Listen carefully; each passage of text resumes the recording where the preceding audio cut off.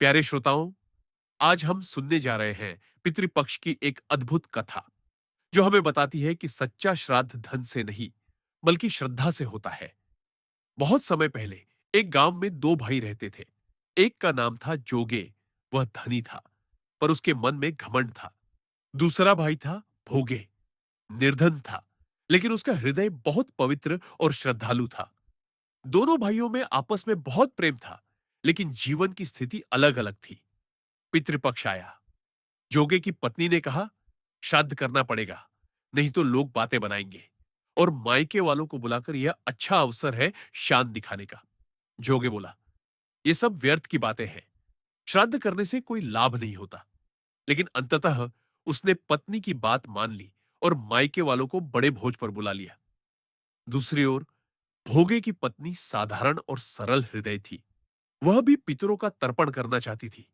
सुबह सुबह वह जोगे के घर जाकर पकवान बनाने में मदद करके अपने घर लौट आई, ताकि अपने पितरों को भी श्रद्धा अर्पित कर सके। दोपहर का समय हुआ। पितर भूमि पर उतरे। सबसे पहले वे जोगे के घर पहुंचे, लेकिन वहां उन्होंने देखा कि भोजन तो था, पर वह सब केवल रिश्तेदारों और ससुराल वालों के लिए था, पितरों के लिए नहीं।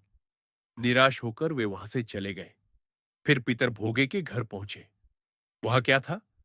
भोगे निर्धन था।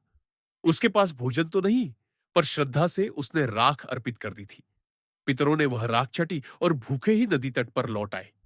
सारे पितर इकट्ठे हुए। सब अपने अपने यहां हुए श्राद्ध की चर्चा कर रहे थे। जोगे भोगे के पितरों ने भी अपनी आप बीती सुनाई। वे सोचने लगे, अगर भोगे समर्थ होता तो वह हमें भूखा नहीं रखता। उसका मन तो साफ है, लेकिन साधन नहीं है। उनके मन में दया आ गई। वे नाचने और गाने लगे, भोगे के घर धन हो जाए, भोगे के घर धन हो जाए। संध्या हुई। भोगे के बच्चे भूख से तड़प रहे थे। उन्होंने मां से कहा, मां, बहुत भूख लगी है। मां ने उन्हें बहलाने के लिए कहा, जाओ, आंगन में रखी हौदी खोलो, जो कुछ मिले बांट कर खा लेना। बच्चे दौड़कर पहुंचे। जैसे ही हौदी खोली, तो वे दंग रह गए।